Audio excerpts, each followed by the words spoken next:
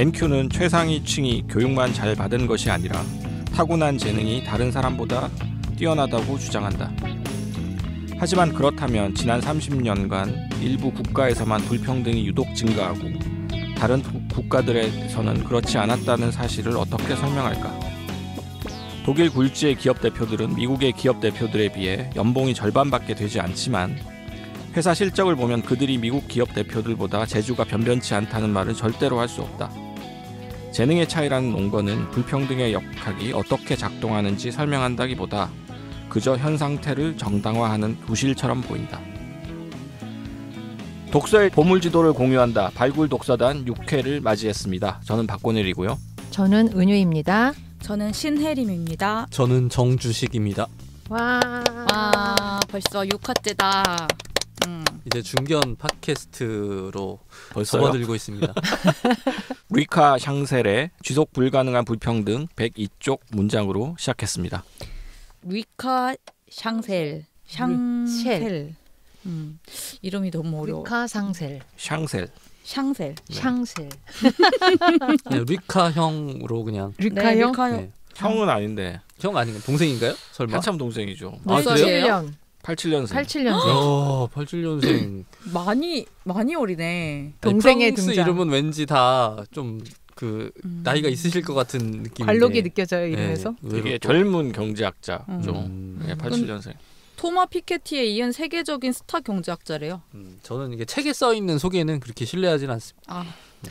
책에 대해서 간단히 네. 뭐 인상 비평이랄까요. 이 책을 읽으면서 받았던 그런 생각들을 좀 얘기해 보면 시작해 볼까요? 네. 네. 좋습니다. 일단 저는 제 나름의 20자평으로 먼저 시작해 보겠습니다.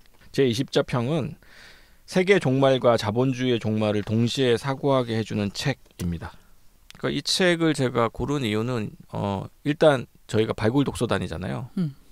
근데 이 책이 생각보다 내용에 비해서 너무 안 떴어요. 그래서 이런 책이 있는지 모르는 분들도 많고 또 리카 샹셀이라는 이 프랑스 경제학자의 이름을 잘 모르시는 분들도 많은 것 같아요. 특히 이제 이 기후 문제라든가 뭐 계급의 문제라든가 불평등 문제에 관심이 있으신 분들도 이 책을 읽었다는 분들이 별로 주변에서 못 봤어요. 그래서 제가 이 책 생각보다 괜찮은데 왜 이렇게 얘기가 안 나오지 싶어서 페이스북에서도 한번 소개를 드린 적이 있어요. 작년에. 근데도 사람들의 반응이 별로 뜨뜻미지근하더라고요. 그래서 기회가 되면 또 이런 자리가 있으면 한번 소개를 해야 되겠다라고 마음먹고 있던 차에 또 마침 우리 토줄의 유닛 발굴 독서단이 출범하고 그래서 제 차례가 와서 때는 이때다 싶어서 이제 여러분들께 또 사회과학 서적을 읽혀야 된다는 저의 어떤 의무감 아주 궁금한 거 있었고, 있어요. 네, 그래서 추천했습니다. 그러면 이 책이 있다는 거를 권일은 어떻게 알았어요? 누구에게 소개받은 거예요? 이 책의 해제를 쓰신 김병권 선생님, 김병권 선생님의 페이스북 글을 우연히 제가 봤던 것 같아요. 패치는 아닌데 어떤 분이 이제 공유를 해서 이런 책이 있구나라고 이제 알고 있다가 서점에 갔을 때 한번 읽어봤거든요. 근데 너무 잘 읽히는 거예요. 이 내용은 사실은 되게 이제 쉽지 않은 굉장히 복잡한 이야기인데 굉장히 내공이 있어 보여서 검색을 해봤더니 이 리카 샹셀이라는 이 양반이 87년생이더라고요. 그게 1987년생의 첫 책이래요. 이게 데뷔작인 거죠. 근데 이제 이미 토마 피케티와 함께 연구소 공동 소장을 지내고 있고 나름 중요한 연구 업적들을 많이 남긴 스타급의 경제학자더라고요. 그래서 이런 분을 내가 모르고 있었구나. 그래서 훌륭하신 분이다라는 생각을 하면서 읽었습니다. 그래서 이 책은 분명히 뜰 거다라고 생각했는데 안 뜨더라고요. 그래서 아니 이렇게 잘 쓴 책이 안 뜨다니 그런 생각을 하면서 오늘 이 책을 추천을 하게 됐고요. 네. 그래서 어쨌든 이 책의 가장 큰 특징은 경제적인 불평등하고 환경 불평등을 같이 얘기한다는 거예요. 보통은 이제 환경책은 환경에 대한 얘기만 하고 또 경제에 대한 책은 경제에 대한 얘기만 하는 경우들이 많은데 그 두 가지를 같이 얘기를 하면서 동시에 그것을 잘 연결시켜서 말하는 그런 책들이 생각보다 많지는 않아요. 아주 어려운 책들은 물론 있는데 전문적인 책들 외에 대중서들이 생각보다 많지 않거든요. 근데 그런 어려운 일을 해냈다라는 점에서 굉장히 좀 잘 쓰인 책이고요. 그래서 경제 불평등과 환경 불평등이 분리가 불가능하고 또 그러한 두 가지 불평등에 대한 책임도 또한 불평등하게 분배되어 있다라는 사실을 잘 보여주는 책입니다. 그래서 제가 예전에 이제 그런 말씀도 드렸던 것 같은데 사이토 고헤이라는 이분도 경제학자죠. 일본의 경제 사상 전공한 이분도 되게 젊으신 분인데 이분이 쓴 지속 불가능 자본주의라는 책이 있는데 막스가 알고 봤더니 생태주의자였다라는 충격적인 박사 논문을 써서 세계적인 또 스타가 된 분이에요. 이분이 쓴 지속 불가능 자본주의라는 책도 사실은 이 경제적 불평등과 기후 문제를 같이 이야기하는 책이에요. 그래서 공교롭게 제목도 비슷해요. 지속 불가능 시리즈네요. 지속 불가능 지속 시리즈. 불가능한 불평등, 지속 불가능 자본주의 이렇게 제목도 비슷한데 이 두 책이 저는 같이 읽으면 좋다고 생각을 합니다. 그래서 물론 결은 좀 다른 이야기를 하고 있지만 지속 불가능이라는 제목도 비슷하고 비슷한 주제를 이야기하고 있는 젊은 경제학자들의 책이라는 점에서 같이 읽어보면 참 우리의 어떤 문제의식을 예리하게 벼릴 수 있는 그런 책이 아닐까 하는 생각을 해봅니다. 그래서 뭐 이 리카 샹셀이 1987년생이고 이 책에서 자주 언급되고 있는 또 그 프랑스 경제학자, 여성 경제학자 줄리아 카제라는 경제학자가 있거든요. 이분은 1984년생인데 이분도 스타 경제학자예요. 그래서 한국에는 뭐 책이 많이 번역되어 있지는 않은데 어쨌든 그 최근에 토마 피케티 이후에 프랑스 쪽에서 진보적인 경제학자들이 상당히 이름을 떨치고 있고 그 일군의 그룹인 것 같아요. 친한 친분이 있는 그룹인 것 같고 제가 좀 주목하고 있는 경제학자들 중에 한 명입니다. 그래서 줄리아 카제가 1984년생이고요. 토마 피케티가 1971년생이니까 나이가 그렇게 많지 않아요. 근데도 피케티는 이미 뭐 세계적인 대가의 반열이 올라간 분이고 또 줄리아 카제나 샹셀 역시도 굉장히 명성을 떨치고 있죠. 그래서 좀 명성을 떨치는 이유가 뭐예요? 근데 불평등과 관련되어 있는 그 데이터 기반된 연구들을 많이 내놓았어요. 최근 한 10년 사이에 압축적으로 연구 성과들이 이제 폭발적으로 많이 내놓고 있고 피케티가 19세기 때부터 지금까지의 이 인류의 불평등을 데이터로 만들어가지고 21세기 자본이란 책으로 이제 세계를 놀라게 했잖아요. 이 리카 샹셀 역시도 데이터를 굉장히 잘 다루는 사람이에요. 그래서 경제학자나 이런 사회과학자는 결국은 이제 이 양적 데이터를 어떻게 보여주느냐 그걸로 이제 경쟁을 하는 건데 미국 경제학계가 주름 잡던 이 사회과학계를 사실은 프랑스에서 다시 주도권을 사실상 처음으로 이제 가져가서 논의를 했다는 점에서 굉장히 좀 주목할 만한 사람들이고요. 그리고 줄리아 카제 같은 경우에는 또 토마 피케티랑 특수 관계예요. 배우자예요. 네. 굉장히 유명한 부부인 거죠. 경제학자 부부이고 줄리아 카제도 최근에 쓴 책이 민주주의의 대가, 민주주의의 값이라는 이제 그 책을 썼는데 민주주의가 어떤 비용을 치르는가를 경제학자의 관점에서 계산을 한 책이 있고요. 그리고 한국에 번역된 책으로는 미디어 구학이라는 책이 있습니다. 그래서 이분은 경제학자인데 특이하게 언론에 관심이 많아요. 저널리즘에. 그래서 저널리즘을 상업적으로 생존 가능하게 하면서 어떻게 공익에 봉사하게 할 수 있을 것인가를 경제학자 입장에서 쓴 책이에요. 미디어 구학이라는 책이. 어쨌든 미국 쪽 경제학자들과는 결이 다르다. 프랑스는. 프랑스 경제학자들 확실히 좀 프랑스적 전통이 좀 강해서 수학, 경제학 뭐 이런 쪽도 물론 다루지만 데이터도 다루지만 어쨌든 진보적인 관심사나 혹은 전체 사회과학적인 어떤 문제의식 틀이 미국보다는 확실히 좀 넓다. 그리고 경계를 좀 넘나드는 그런 느낌을 많이 받습니다. 그런 면에서 이 리카 샹셀 그리고 토마 피케티, 줄리아 카제 이런 분들이 최근 들어서 굉장히 활발히 활동하고 있고 저는 개인적으로 이런 분들의 작업이 한국에 많이 소개됐으면 좋겠어요. 예전에는 사실은 이런 관련된 사회과학 서적이 대부분 다 미국에서 나오다 보니까 데이터들도 다 미국 것이고 미국 얘기들이 대부분이거든요. 근데 사실 세계는 미국으로만 되어 있지 않잖아요. 유럽도 있고 아시아도 있는데 그런 것들을 보려면은 논문을 찾아보거나 해야 되는 상황인 거죠. 근데 대중서에서 이런 유럽 사례나 프랑스 사례를 보기가 쉽지 않은데 리카 샹셀의 이 지속 불가능한 불평등은 당연히 이제 미국 사례도 나오지만 아시아나 프랑스 사례들도 많이 나온다는 점에서 저는 이 책의 큰 장점이라고 생각을 합니다. 다른 분들은 뭐 이 책 읽으시면서 뭐 좀 좋았던 점이라든가 인상 깊었던 점이라든가 뭐 그런 게 있으셨는지요? 저는 재밌게 봤고요. 되게 양질의 참고서 같은 느낌으로 읽었습니다. 그러니까 참고서 내지는 잘 정돈된 보고서 하지만 저자의 주장이 선명하게 담겨 있는 참고서 내지는 보고서 같은 느낌으로 읽었고요. 책장에 어딘가에 꽂아놨다가 내가 좀 이 문제에 대해서 궁금한 정보가 있다. 어떤 정보가 필요하다. 그럴 때 꺼내서 이렇게 쉽게 알려주는 그런 용도의 참고서로 꽂아두면 좋겠다라는 느낌으로 읽었고요. 이 책의 장점이라고 하면 우리의 세계가 어떻게 망가졌는지를 자기만의 논리를 가지고 차분하게 설명해주는 형식의 책인 것 같고 가장 좀 기분 좋게 읽을 수 있었던 거는 미래를 우리가 바꿀 수 있다는 가능성을 계속 이야기를 합니다.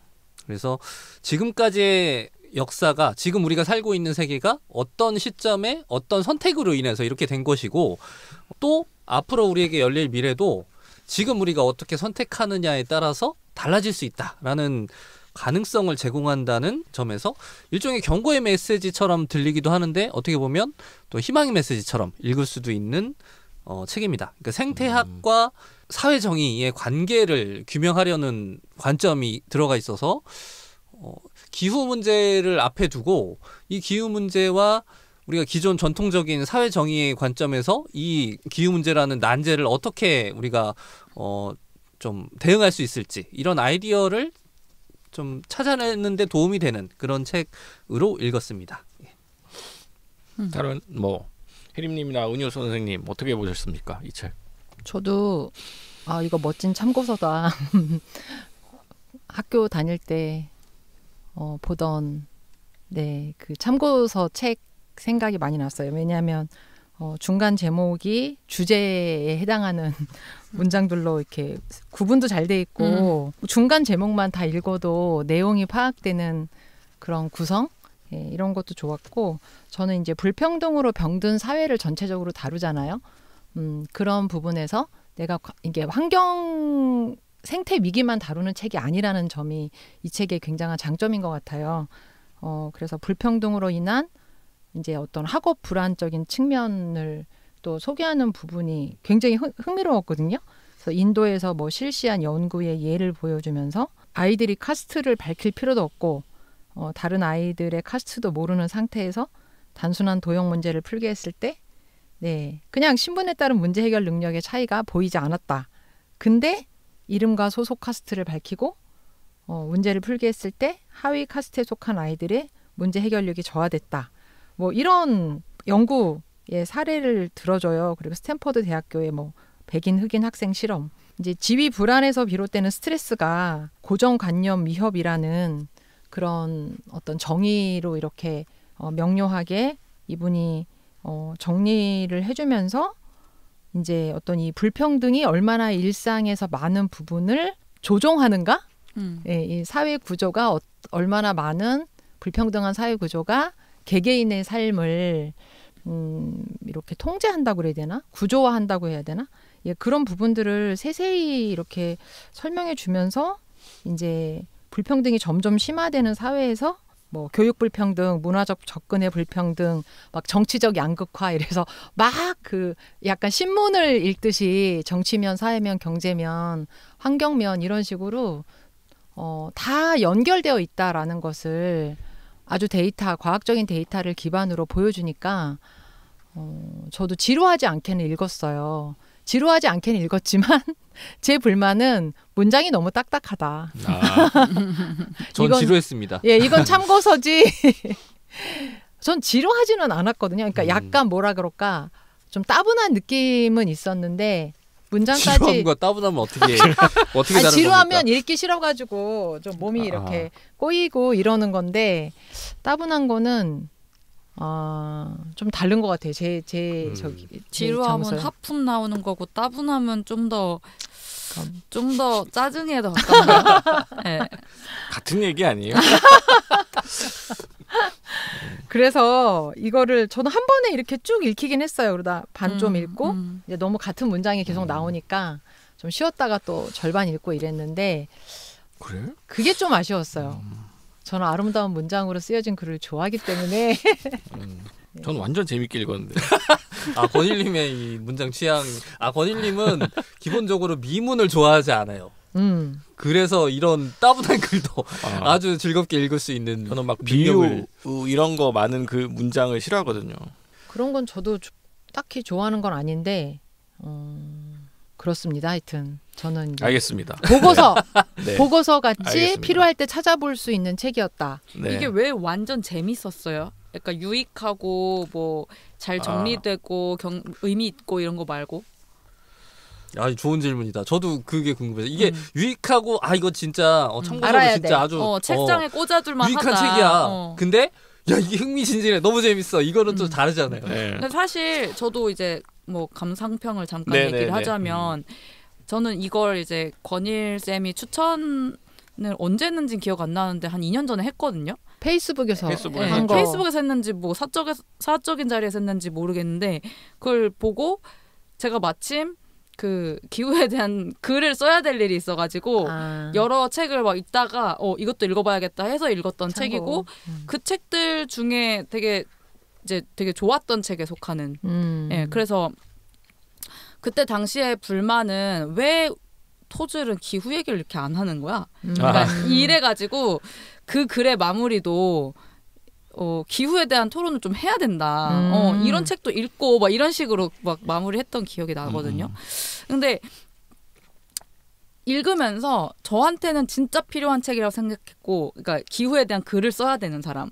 지금 그리고 제가 하필 또 기후와 경제를 접목한 우리나라에 아마 이 프로그램밖에 없을걸요. 그 프로그램이 PD를 맡고 있어요. 그러다 보니까 저는 꼭 읽어야 되는 책이 맞는데 생업을 위해서 봐야 하는 다른 책. 사람한테 이 책을 추천하기에는 그렇게 막 재밌어 막 이런 느낌은 아니잖아요. 근데 권일 쌤이 이 책을 왜 하필 그렇게 재미를 느꼈을까? 혹은 이제 남들한테 추천할 만큼의 흥미를 느꼈을까?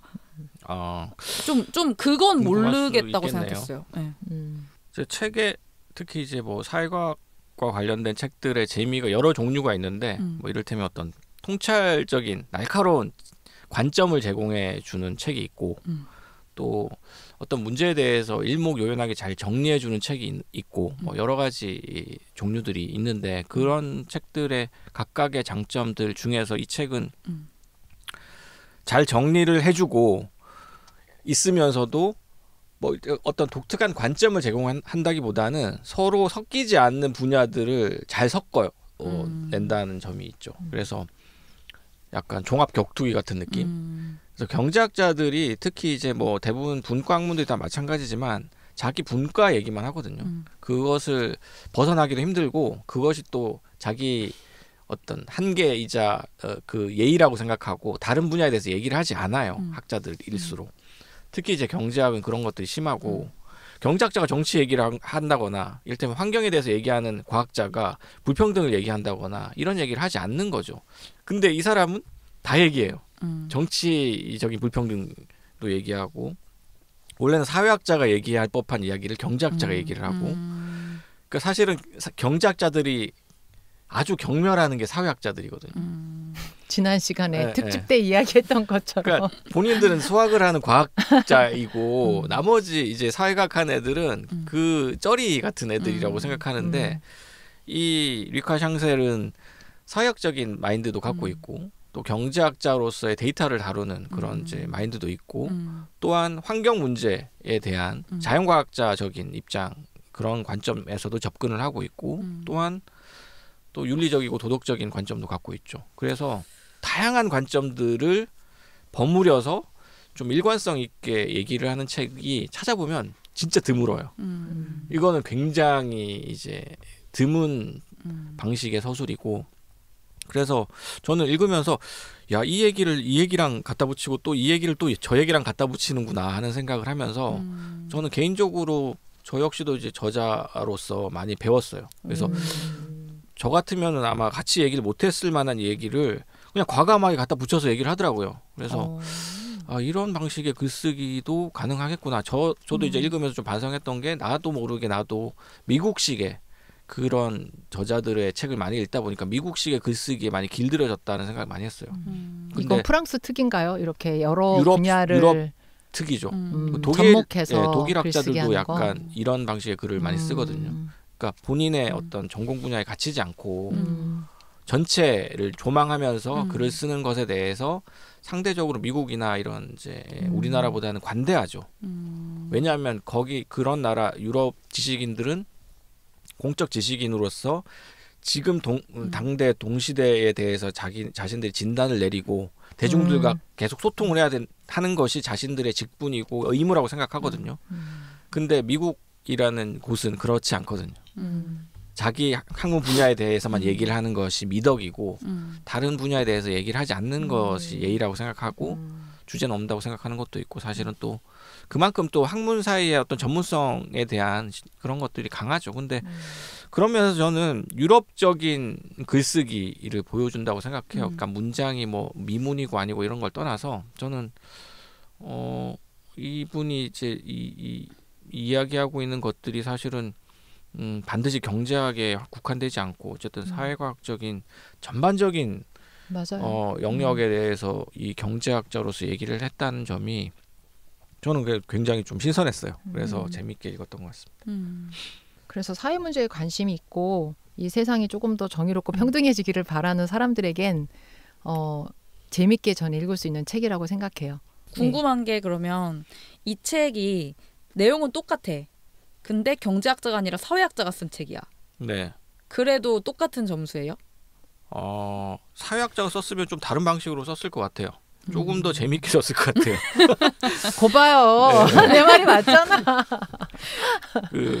이제 사회학자들이 쓰면 이거보단 또 재밌게 쓸 수 있었을 거라고 생각해요. 그러니까 약간 보고서 같은 네. 재미가 그럼 어디서 나오는 걸까요? 사회학자는 뭘 첨가했길래 재미가 나오나요? 예를 들면 저는 이 책을 읽으면서 제일 많이 생각났던 책이 그 데런 에스머글루 그 작년도 노벨 경제학자 받은 분이죠. 그분하고 사무엘 존슨이라는 분이 같이 쓴 권력과 진보라는 책이 있는데 관점이 동일하고 결론도 일치하거든요. 그러니까 그분은 물론 그 생태학 관점은 아닌데 그 책에서 주장하는 것도 똑같아요. 그러니까 그 우리가 당연하다고 생각하는 지금의 불평등한 조건들이 어느 시점에 우리의 선택에 따른 결과이다. 그래서 우리가 선택을 통해서 얼마든지 바꿀 수 있다. 거기 예를 들면 이 책에서도 유럽의 어떤 나라들이 했던 선택의 결과가 조금 더 불평등을 막았고 미국 같은 나라에서는 특히 그 1980년이라는 기점에서 뭔가 좀 더 그 자본 친화적인 정치적 선택을 해서 사회가 급속도로 더 나빠졌다. 경제적으로 더 불평등해졌다. 이런 관점이 이 책에서도 나오고 그 책에서도 나오고 동일하게 연결이 되는데 그 책 같은 경우에는 제가 보기엔 이 책보다 조금 더 그걸 더 잘했다고 생각해요. 그러니까 건일님이 말씀하신 이 책의 그 미덕 있잖아요.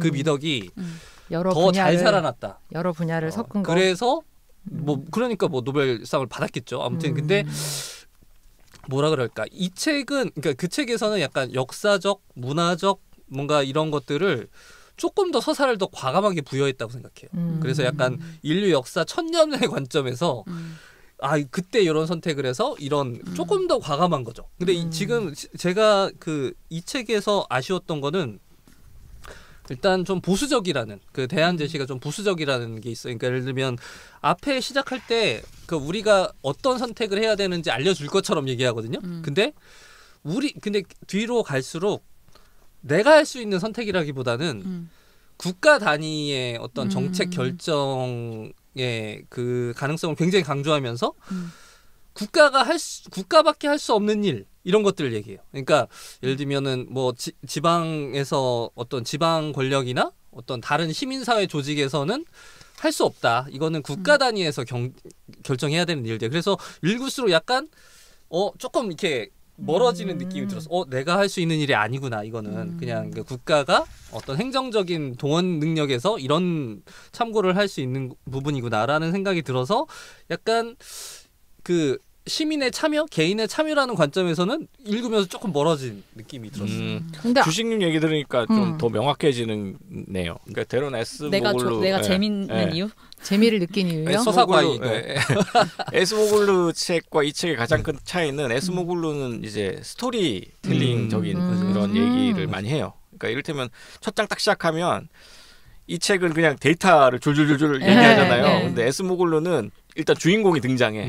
어떤 뭐 18세기, 19세기 어떤 특정 인물이 등장을 해서 이 사람이 어떤 행동을 했고 뭐 그런 기술 발전에 대한 이야기들을 하면서도 그 기술 발전의 핵심에 있었던 몇몇 캐릭터들 특수한 이제 독특한 사람들이 있거든요. 그 사람들의 얘기를 처음에 시작을 해서 나중에 이제 제도의 얘기로 풀어나가는 그런 이제 스토리텔링적인 글쓰기를 하죠. 근데 그게 미국적인 글쓰기죠, 사실. 미국의 사회과학 글쓰기들이 대부분 다 그런 식으로 많이 쓰거든요. 근데 이 양반은 그런 게 없죠. 그런 스토리텔링이 없다는 게 저한테는 너무 장점인 거죠. 근데 저는 아까 주식님이 얘기한 것 중에 대안이 없다 이랬는데 이게 들어가며 서문격인 여기에 리카 상쉘이 맞서서 우리가 아는 것만으로는 부족하다. 알고 이해하는 것만으로는 충분치 않다. 부당함에 맞서 행동할 수 있어야 한다. 라고 이야기를 실천을 되게 강조하거든요. 네. 그러면서 사회국가 건설의 새로운 단계로 넘어가야 된다. 그렇죠. 이렇게 해가지고 앞부분에 엄청 선동해요. 사회국가란 뭐냐. 실업, 질병, 빈곤 같은 사회적 리스크를 다 함께 감당하는 조직이다. 이러면서 사회국가라는 워딩을 딱 가져와가지고 개념을 딱 치고 나가서 저도 굉장히 설레면서 읽었거든요. 맞아. 이 사람이 어떻게 하려나 보자. 근데 끝에 가면은 조세 개혁을 해야 되고 탄소세 같은 거를 이제 부과해서 조세 체계를 설계해야 되고 개방적이고 투명한 어떤 불평등 측정 플랫폼을 만들어야 되고 그리고 뭐 에너지나 물, 대중교통 같은 그런 모든 시민의 필수 서비스 그거에 대한 친환경적인 전환에 대한 대대적인 어떤 공공 투자가 이루어져야 된다. 이렇게 딱 정리가 돼요. 그래서 사회국가라는 것이 이 사람 머리에 그려진 거는 좀 교과서적이다. 이런 느낌이 들면서 그럼 개인이 뭘 해야 되지? 했을 때 이 책을 같이 읽고 어떤 인식을 하는 실천을 말하는 건가? 그 부분이 저도 조금 헷갈리긴 했어요. 물론 이 사람이 모든 걸 다 말해야 될 의무가 있는 사람은 아니죠. 그러니까 자기가 하고 싶은 말만 하면 되는데 근데 이를테면 그 대안을 구체적으로 제시해야 할 의무도 사실 없는데 그러니까 저는 아쉬운 게 뭐냐면 그 대안 부분이 그러니까 쓰다가 좀 끊어낸 듯한 느낌이 있어요. 그러니까 권일님은 이 책의 장점이 본인이 할 수 없는 영역에 조금 더 과감하게 이야기를 했다. 그런 부분이 있는데 저는 이 결말 부분에서 그러니까 그 본인이 생각하는 이상적인 그 어떤 사회 정의에 대해서 이야기를 했는데 그 이상적인 사회 정의가 어떻게 만들어지는지에 대해서 거기서 이렇게 입을 다문 느낌이었어요. 그래서 여기서는 조금 더 치고 나가면 되지 않을까. 예를 들면 이런 불평등 관점에서 혹은 계급 관점에서 이 기후 문제를 정리했던 다른 책 중에 나오미 클라인의 이것이 모든 것은 바꾼다라는 책이 있거든요. 곧 굉장히 벽돌인데 이분은 약간 탈정치적인 느낌으로 행정가적인 관점에서 이 책을 썼다고 하면 그분은 좀 약간 사회개혁가의 느낌으로 조금 더 좌파적인 시각에서 쓴 책인데 그 책에서는 조금 더 많이 들어가서 질러버리거든요. 그러니까 그런 그 정부를 어떻게 만들 수 있는지 시민사회 역할을 좀 더 강조한다면 이 사람은 고버먼트의 역할을 훨씬 더 강조하는 느낌이에요. 그래서 약간 이 책을 추천할 때 그 현업에 있는 그 어떤 행정가들이나 공무원들이나 이런 사람들한테 굉장히 좋은 참고서가 되겠다. 근데 만약에 활동가에게 추천하기에는 약간 좀 우려되는 점이 있다라는 생각이 들었어요. 그래서 안 팔렸구나. 아니 활동가들도 보면 좋죠. 이제 다양한 분야의 그 불평등과 생태 위기가 얽힌 그 복잡다단한 사회 양상을 잘 드러내주는 역할은 하는 것 같아요. 저는 오히려 활동가가 읽었으면 좋겠다는 여기서 생각이 활동가는 기후 활동가 말하는 건 아니 아니에요? 시민단체 그냥 기후 활동가? 저는 그러니까 나오미 클라인의 책 같은 경우는 기후 활동가가 무지 좋아하는 책이란 말이에요.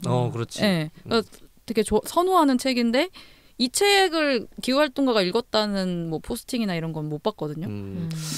네, 맞아요. 약간 좀 괴리가 있다는 느낌이 조금 들어요.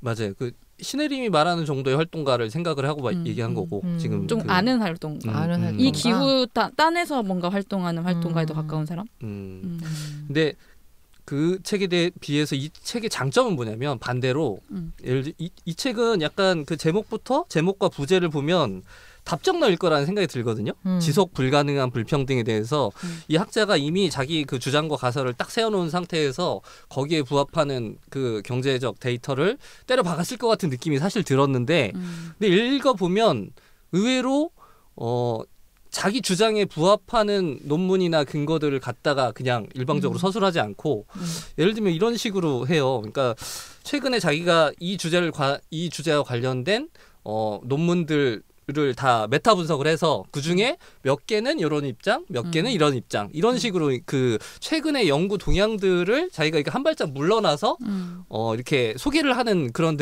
장면들이 있거든요. 그래서 약간 조금 더 신뢰도가 있다라는 느낌으로 좀 읽게 됐던 것 같아요. 맞아요. 전문가 입장에서 적정한 거리두기를 한 책 같다는 생각이 그렇죠. 들었고 그게 제일 장점인 맞아요. 것 아까 말씀드린 같고. 그 나오미 클라인 같은 경우에는 그렇지 두잖아. 않거든요. 그러니까 훅가잖아. 읽다 보면 막 빠져드는데 근데 다 읽고 나서 한 번 더 차분하게 생각해 보면 이거 너무 그 자기 주장에 부합하는 근거 자료들을 그냥 취사 선택했다는 느낌, 의혹이 들거든요. 근데 이 책은 그 약간 그런 면에서는 좀 균형감이 있게 좀 신뢰도가 있는 통계들을 인용했다라는 느낌으로 저는 읽었습니다. 제가 그 인상 깊게 뭐 읽었던 문구를 굳이 이제 꼽자면 이게 진짜 사회과학 책이니까 꼽기가 힘들더라고요. 맞아요. 근데 이제 그 중에 좀 읽어볼게요. 70페이지에 세무얼 볼스와 박용진은 가장 불평등한 사회가 연간 노동 시간이 가장 많은 사회이기도 하다는 것을 보여줬다. 불평등한 사회에서는 자기가 부러워하는 사람들의 생활 양식을 따라잡기 위해 더 많이 일하는 경향이 있다는 것이다. 그런데 불평등의 환경과는 어떤 관계가 있는 걸까? 최상위층을 담고 싶다는 욕망에서 비롯된 소비가 공해를 증가시키면서 이 역학은 지구에 유해하게 작용한다. 그러므로 부유층의 생활 방식이 다른 계층보다 더 지속 불가능한 경우 상황은 더욱 악화된다. 저는 이제 일단 인용해서 되게 신기했고 박용진이라는 사람의 난 모르는 사람인데 한국 사람인 것 같은데 이 프랑스 경제학자에 인용됐다는 것도 재밌었고 그래서 뭐야 이거 한국 사람 책 아니었잖아 하면서 막 이렇게 읽었고 결국에는 부러워하는 사람의 생활 양식을 따라잡기 위해서 남들이 하는 것만큼은 내가 해야 된다는 그런 어떤 욕망 그리고 남들이 이렇게 하니까 부럽다 해서 따라야 된다는 욕망 이것 때문에 기후가 망가질 수도 있구나 이런 식의 접근을 조금 새롭게 했던 것 같고 불평등을 생각하는 경제학자의 어떤 논문 찾기에서 비롯된 어떤 연결고리일 수도 있겠다. 여기서 좀 이 책의 장점을 많이 얻었던 것 같아요. 그리고 이게 되게 한국에도 엄청 딱 맞아떨어지는. 한국은 체면을 중시하기 때문에 남들이 새 스마트폰 사면 나도 사야 되고 맞아요. 그런 게 더 이렇고 뭐 자동차도 그렇고 이 부분 보면서 썼던 메모가 이걸 아주 극적인 장면으로 잘 보여주는 게 결혼식의 원판 사진 같다. 이렇게 메모를 해놨거든요. 그러니까 결혼식 다 해야 되고 결혼식 하려면 한 4천만 원, 5천만 원 써야 되고 꽃 다들 와야 되고 꽃 장식이 엄청 비싸대요. 네, 맞아요. 그래서 그게 또 이제 한 판에 담겨가지고 딱 찍혀야 되고 약간 좀 어떻게 보면 소름 돋는 사진이란 말이죠. 근데 그 이미지가 생각나게 하는 이제 인용구였고요. 그러니까 이 책의 장점이 아까 이제 말씀하셨던 것처럼 뭔가 나오미 클라인과 대척점에 있어요. 나오미 클라인은 일단 문장력과 선도 이런 걸로 이제 사람들의 도파민을 뿜어내게 하면서도 옳은 얘기, 도덕적인 이야기들을 그런 방식으로 이제 눈길을 끄는 그런 능력이 출중한 작가죠. 근데 저는 싫어하거든요. 그 자기한테 유리한 근거를 체리피킹해서 쓰는 전형적인 그런 이제 글쓰기이고 그런 식의 글 쓰는 사람들이 대부분이죠, 사실은. 진보적인 글을 쓰는 사람들이. 그런데 이 책은 어쨌든 학자적인 지적인 정직성이 우직해 있는 굉장히 글쓰기를 하고 있고요. 그러면서도 또 근거들이 굉장히 적절해요. 그 근거를 경제학에서만 찾는 것이 아니라 아까 뭐 그 박용진과 세몰 볼스 얘기도 하셨는데 그 직전에 보면 베블런이랑 아돈 스미스의 도덕감정론 얘기도 하거든요. 네. 경제학자들이 이 절대 인용하지 않는 경제학자가 베블런이거든요. 애덤 스미스 역시도 국부론의 애덤 스미스를 인용을 하지 도덕감정론의 애덤 스미스는 애써 무시합니다. 왜냐하면 전혀 다른 얘기를 하는 애덤 스미스이기 때문에. 그래서 이 보드리아르, 이 장 보드리아르 같은 사람은 아예 아웃 오브 안중이죠, 경제학자들한테는. 이건 뭐 그냥 헛소리하는 철학자라고 생각하는데. 장 보드리아르 유명한 사람 아니에요? 네. 근데 왜 무시해요? 그러니까 그런 세계적인 권위 있는 학자인데. 그런 건 학문이 아니라고 생각하니까요. 경제학은 그런 경제학- 말로 조지는 문장으로 어떻게 문장력으로 어떻게 해보는 데이터 없이 얘기하는 그런 것들은 다 헛소리라고 생각하기 때문에. 근데 그런 이제 근거 자료들로 드는 이야기들이 일단 전형적인 경제학자의 글쓰기가 아니고 굉장히 적절하게 다양한 분야에서 다 끌어와서 쓰는 거죠. 근데 그것이 그냥 자의적인 것이 아니라 굉장히 취사 선택이 잘 돼 있다. 맞아요. 그러니까 이거는 사실은 좀 짜임새 어느 있어. 정도 다른 사회과학적인 소양이 있으면 더 이제 잘 알 수 있을 법한 이야기긴 하죠. 아, 네. 그러니까 그게 되게 많이 작용을 했던 것 같아요. 권일 쌤의 이 책 픽에. 그러니까 베블런을 경제학자가 진짜 인용 안 하는데 이 사람은 한 해에서 약간 흥미로움을 느낀 것도 네. 있지 않을까.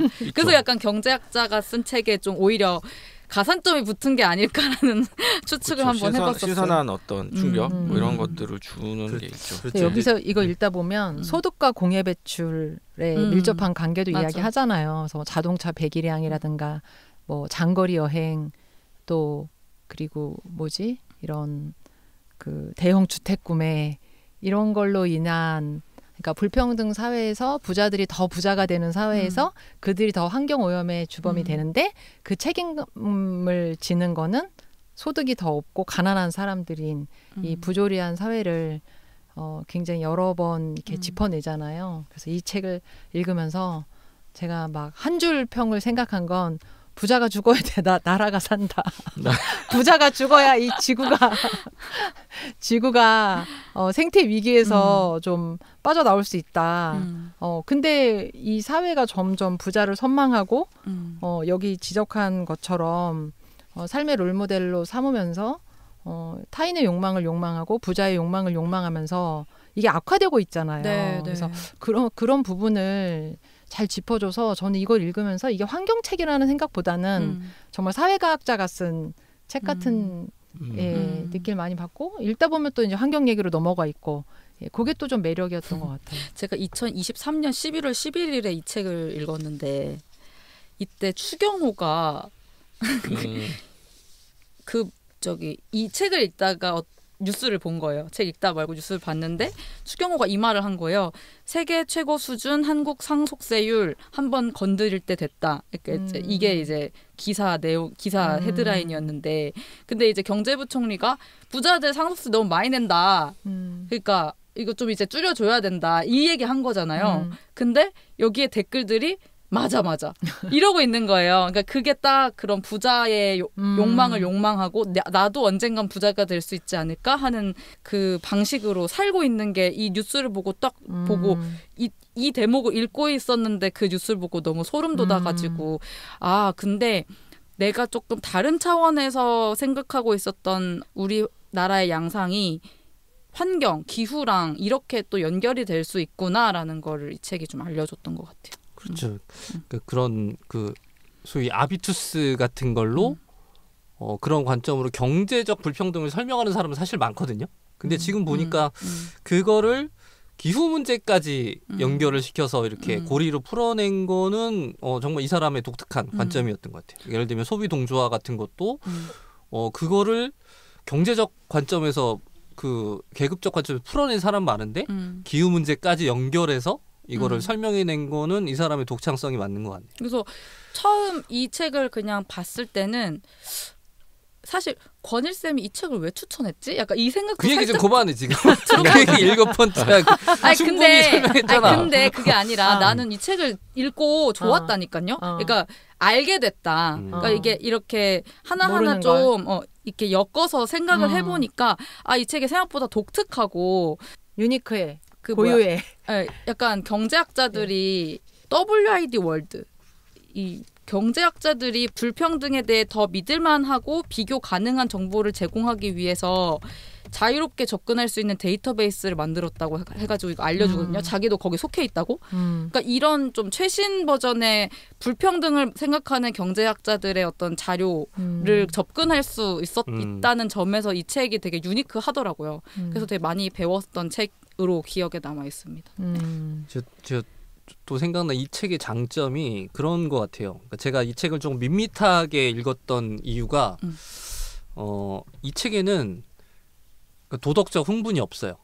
아까 이야기했던 그런 좀 소위 뜨거운 책, 그러니까 약간 가슴을 건드리는 책들 있잖아요. 이런 것들은 읽다 보면 화가 나고 당장 내가 뭘 할 수 있을 것 같은 느낌은 제공하지만 사실은 그 통계들이나 그런 것들이 그 사람이 접했던 수많은 정보 중에 일부일 거라는 의심이 계속 드는데 이 책에는 그런 흥분이 없고 물러서서 이 사람이 이 불평등 자체가 윤리적 문제라는 거를 간과하진 않아요. 그러니까 중간중간 얘기는 해요.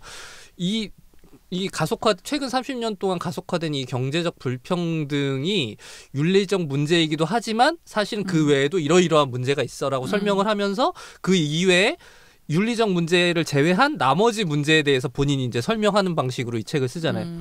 그러니까 이 책을 읽고서 기존에 이런 같은 생각을 갖고 있었던 사람들은 더 이상 설득될 일이 없죠. 누굴 설득할 수 있냐면 진보 밖에 있는 사람들을 설득하는데 이런 책이 오히려 더 도움이 되겠죠. 왜냐하면 그 윤리적으로 왜 불평등이 나쁜지에 대해서 는 진보적인 사람들은 다 알고 이미 공감하는 얘기야. 근데 거기에 공감하지 않은 사람들은 진보의 울타리 밖에 있는 사람, 중도적인 관점이나 아니면 그냥 이 시장주의를 공기처럼 그냥 자연화시켜서 받아들인 사람, 불평등이 왜 그렇게 나쁜지 윤리적으로 설득이 안 되거든요. 그 사람들을 설득시키는 방법은 이런 책 같은 방법인 거죠. 숫자를 동원해서. 설득될 것 같으세요? 저는 그런 사람들을 그런 사람들을 설득하기 위해서 쓴 책이라고 생각해요. 그래요. 네. 그러니까 감정에 대해서도 되게 끊임없이 이 발굴독서단 할 때마다 얘기하고 있지만 이 책이 내 감정을 건드리네라고 했을 때 일단 확 좀 거부감이 생기는 사람들이 전 있는 것 같거든요. 나오미 클라인이 약간 좀 그런 스타일의 그런 재질의 뭔가 사상가라고 하면은 그런 책을 그러니까 읽는 순간 일단 나는 그렇게 이 사람의 이야기를 아주 내 마음 딱 열고 듣지 않겠어라고 이제 반감이 생기는 부류의 사람들이 전 있는 것 같아요. 맞아요. 네, 저도 종종 그런 반감이 생길 때가 있는데 그런 사람들한테는 이런 책이 딱일 것 같긴 해요. 그래요. 근데 여기서 불평등을 우리가 저지할 수도 있었다. 이 정치적인 어떤 선택. 그래서 그 최상위 부자들이 이렇게 더 많은 경제적 불평등으로 더 부자가 될 수 있었던 거는 어떤 정치적 힘이 커서인가 이런 이야기도 나오잖아요. 네. 워런 버핏 네. 얘기 나오면서 계급투쟁에서 우리가 이겼다.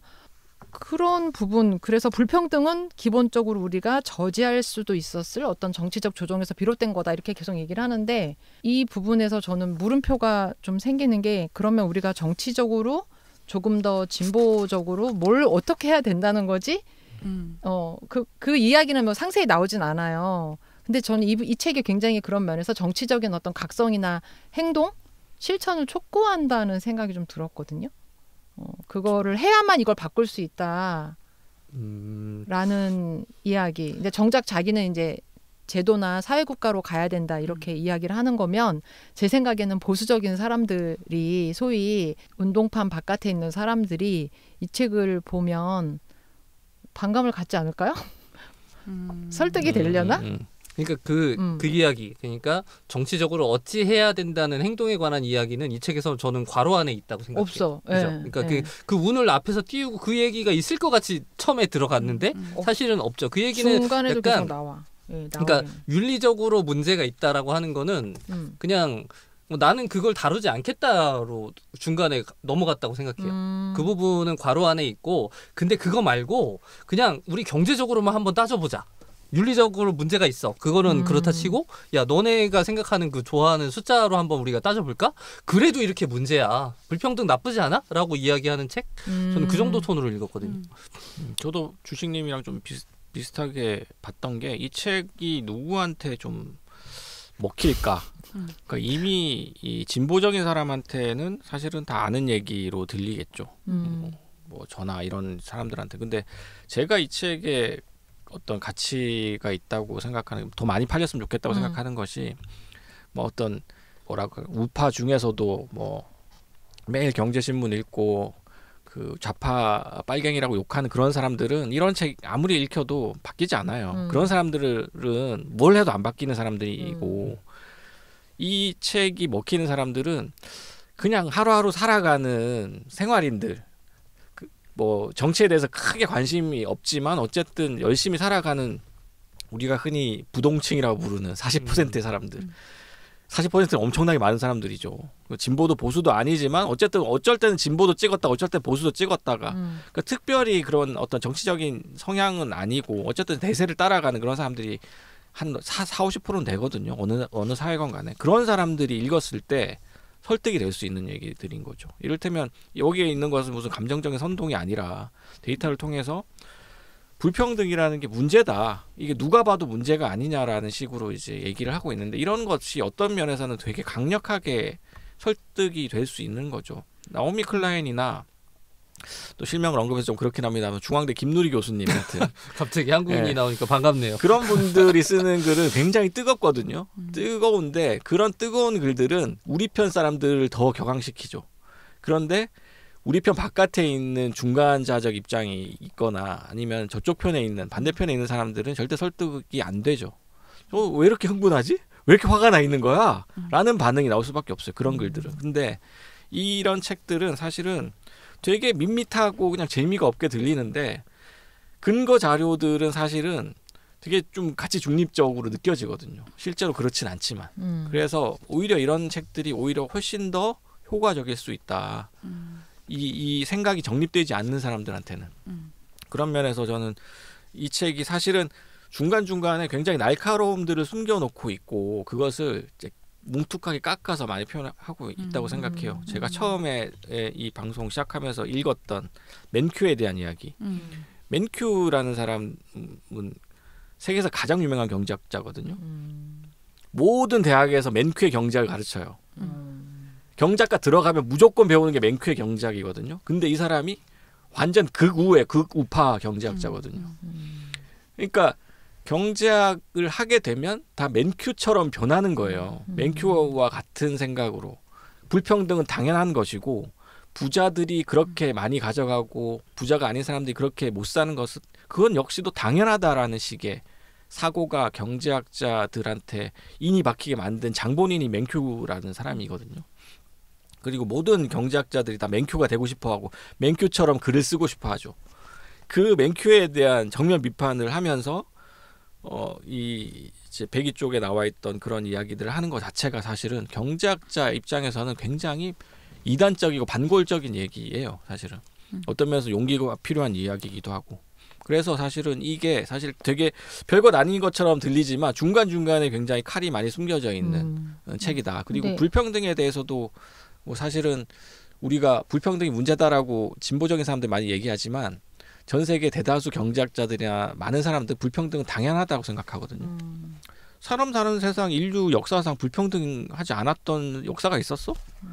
실제로 그렇지 않거든요. 발터 샤이델이라는 사람이 쓴 불평등의 역사라는 책을 보면 인류 역사는 불평등의 역사고 평등했던 시기가야말로 정말로 예외적인 시기였다. 그리고 그 평등조차도 엄청난 학살이나 전쟁이 있었어야 잠깐 평등해졌다. 그 다음에 다시 불평등해지는. 그러니까 불평등이 디폴트라는 식의 인식이 일종의 주류적인 인식인 거예요. 근데 이 사람은 그렇지 않다라고 얘기를 하고 싶어하는 사람이고 아까 말씀하셨던 그 노벨 경제학상을 받은 데런 아세모글루나 피케티 같은 사람도 그것이 예외적인 상황이 아니라 우리가 바꿀 수 있는 현실이다라고 끊임없이 얘기하는 사람인 거죠. 그래서 사실은 이런 이야기들이 사실 되게 밋밋하게 들릴 수 있을지 모르지만 어떤 면에서는 우리가 사실은 불평등이 디폴트가 아닐 수도 있다는 얘기가 굉장히 레디컬한 이야기일 수 있거든요. 데이비드 그레이버 같은 사람이 쓴 인류학 책도 보면 고대에 우리가 농경 사회가 됐을 때부터 불평등이 시작했다는 정설을 깨기 위한 이야기를 계속하거든요. 그때도 평등이 있었다. 과거에 그런 그 농경 사회가 시작되면서 우리가 축적이 시작되고 불평등이라는 것이 시작됐다라고 많은 사람들이 얘기하지만 사실은 그때도 평등하게 살았고 그때도 여성이 지배하던 사회가 있었고 가부장제가 없었던 사회도 있었고 어쨌든 다양한 삶이 있었는데 그것을 다 지우고 마치 과거에는 그런 사회였던 것처럼 사람들이 단순화시킨다라는 얘기를 계속해요. 그러니까 그 얘기가 궁극적으로 가리키는 거는 우리는 다른 사회를 상상할 수 있다. 그 상상력을 봉인하지 말라라는 이야기를 하고 있는 거죠. 저는 큰 틀에서 리카 샹셀 같은 사람도 그런 얘기를 하고 있다고 생각해요. 예. 그런 면에서 저는 이게 밋밋하지만 사실은 레디컬하다. 굉장히 어떤 면에서는 좀 폭발력 있는 얘기들을 많이 하고 있다. 물론 이제 마지막에 얘기하는 얘기들은 좀 굉장히 뭐랄까요, 행정적인 이야기들 많이 하죠. 그런 면에서는 좀 실망스럽다고 느낄 수는 있겠지만. 예. 네. 여기 맨큐가 논란이 되었던 1%를 옹호함이라는 논문이 에서 더 나아간다 이러면서 얘기하잖아요. 그러니까 맨큐는 이렇게 자기 주장을 명확히 하잖아요. 1%를 옹호함. 일카상셀은 99%를 옹호하는 건가? 근데 여기서 이렇게 아까 오픈할 때 읽었던 멘트에 독일의 굴지기업 대표들은 절반밖에 되지 않는다. 미국에 비해. 그러면서 얘기가 나오는데 전 이게 되게 중요한 이야기잖아요. 당대의. 저는 맨큐가 그렇게 위상이 있는 사람인 줄 몰랐는데 그러면 조금 더 저는 얘기를 듣고 싶은데 너무 끝나버려. 그러니까 이런 게 좀 아쉬웠어요. 좀 있어요. 맞아요. 그래서 이런 대경제학자가 1%를 옹호하는데 그럼 나는 내 논리를 더 끝까지 밀고 나가면 나는 이래서 99%를 옹호하고 방금 뭐 예를 들면 권일 쌤이 말한 것처럼 뭐 어떤 우리 인류적 상상력을 봉인할 필요 없다. 뭐 그런 이야기 없고 너무 짧아. 네. 그러니까 여기에 그런 건 있죠. 예, 뭐가 설득이 되려다가 말고, 그러니까 좀 제가 아까 따분하다 이랬던 게 이런 식으로 계속 흐름이 좀 끊기니까 막 좀 뭔가 이 사회의 굉장히 부조리한 거를 막 핀셋으로 잘 집어내는 것 같다가 또 어느 순간 그냥 툭 끊고 다음으로 넘어가고 하니까. 그렇죠. 좀 계속 데이터를 병렬적으로 배치를 하다 보니까 예. 이 얘기를 하다가 또 넘어가고 다른 또 데이터를 내고 이런 방식으로 서술이 되는 부분들이 확실히 읽다가 계속 끊기는 느낌은 드는 것 그쵸? 같아요. 네. 그런 면에서 좀 따분하게 느낄 수도 있겠다는 생각이 근데 들어요. 저는 그렇기 때문에 활동가들이 좀 읽었으면 좋겠다. 그러니까 기후 활동가 말고 예, 범시민단체 활동가, 사회를 조금 더 정의롭고 평등하게 바꾸기 위해서 노력하는 사람들이 내 분야만 이렇게 콜을 받고 일하기가 쉽잖아요. 근데 우리 사회의 문제가 얼마나 다 연결이 되어 있는지 더 연대하고 자기 사업을 조직하고 할 때 도움을 저는 많이 받을 수 있는 저도 그 부분 동의합니다. 예, 책이라고 생각을 하게 됐어요. 그리고 이제 어떤 연구 사례 같은 것도 좋았고, 저는 여기에 나오는 이제 사회적 안정감 이라는 단어가 있는데 그 말도 너무 좋더라고요. 그냥 우리가 뭐 행복해야 된다. 뭐 내 삶은 불행해. 뭐 약간 이런 식으로 하는데 사회적 안정감을 우리에게 굉장히 필요하구나. 지금 이 불안정한 사회에서 그 사회적 안정감이라는 말이 이 사회정의와 환경정의를 잘 풀어갔을 때 그것이 가능하다라는 식의 이야기를 해주는 거는 되게 좋았어요. 의미가 있고. 맞아요. 사회적 안정감 그것도 굉장히 좀 이상적인 표현이었던 것 같아요. 네. 몇 안 되는 인상적인 표현 중 하나. 여기에 이제 생태 문제 해결을 5가지, 환경 불평등의 5가지를 정식화하잖아요. 그래서 천연 자원에 대한 접근의 불평등이 있고, 또 어떤 생태적 재난에 대한 그 노출의 불평등, 가난한 사람이 더 가뭄이나 홍수 이런 거 많이 겪고 이런 노출의 불평등, 그리고 근데 지구 생태 파괴에 대한 또 책임의 불평등이 있죠. 누리지 않은 사람들이 져야 되는 거 있고, 또 환경보호 정책에서 비롯되는 정책 결과의 불평등, 그리고 5번째가 생태 문제 해결을 위한 의사결정 참여의 불평등인데, 제가 이 5번째 불평등을 그 사례를 보면서 생각났던 책이 있어요. 우리가 만드는 내일은이란 책이 있는데 이거는 불평등과 기후 정의를 엮은 책인데 아프리카 22세 여성이 기후활동가 여성이 쓴 책이에요. 그래서 제가 인상 깊게 읽었었는데 우간다의 기후활동가 바네사 나카데라는 그 22세 여성인데 이분이 이제 그레타 툰베리 보고 이제 자기도 뭔가를 해야겠다 해서 활동을 하게 됐는데 2020년에 스위스 다보스 경제포럼 세계 경제포럼 앞에서 5명의 기후활동가가 일단 선전전 같은 걸 해요. 거기 자본가들이랑 다 모이니까 오피니언 리더들. 근데 AP통신이 이거를 보도하면서 이 활동가가 흑인이니까 이 사람만 뺀 거야. 그리고 백인 활동가만 4명의 사진만 내보내요. 그런 일이 있었어. 그래가지고 이 뉴스 기사가 나온 걸 보고 이 바네사가 이제 항의를 하고 이거를 자기 SNS에 올려서 공론화를 시키죠. 그래서 우리는 이런 대우를 받으면 안 돼요. 아프리카가 탄소를 가장 적게 배출하는 대륙인데도 우리는 기후 위기의 영향을 가장 크게 받아요. 이러면서 이제 막 목소리를 냈어요. 그래서 저도 이때 이 책을 뭐 보게 되면서 이 목소리의 불평등, 예, 평등한 목소리가 나와야 되는데 정작 피해가 가장 큰 사람들은 나오지가 않잖아요. 그래서 이거 정말 중요하다. 그러니까 그런 사진, 기후 활동 사진에서 너무 오랫동안 빠져있던 그 존재들을 인정하고 목소리를 내야 된다. 이걸 이제 이 저자가 이야기를 하는데 그 책도 예, 생각이 났습니다. 그리고 저도 하나 좀 뭐 인용구를 한 번 더 읽자면 그 프랑스 노란조끼 시위에 대해서 설명이 나오는 부분들이 있는데 이 뭐 한국에는 노란조끼 시위에 대해서 막 이렇게 자세하게 보도가 많이 되지는 않았던 것 같은데 그 맥락에 대해서 잘 설명을 해주는 대목이 있어요. 읽어보자면 노란조끼 이 시위가 이제 나오게 된 결정적인 계기가 이제 부유세가 폐지되면서 정작 그 환경에 대한 부담금을 서민한테 매기면서 부자들에 대한 세금을 폐지하는 마크롱 정부에 맞서서 이제 노란 조끼를 입고 막 시위를 하게 됐는데 그것에 대해서 이제 이 리카 샹셸이 이렇게 얘기합니다. 어떤 사람은 매일 일을 하러 나가기 위해 탄소세를 물어야 하는 반면 프랑스 남부에서 주말을 보내겠다고 파리에서 전용기를 띄우는 부자는 항공 연료에 대한 세금을 한 푼도 물지 않는다.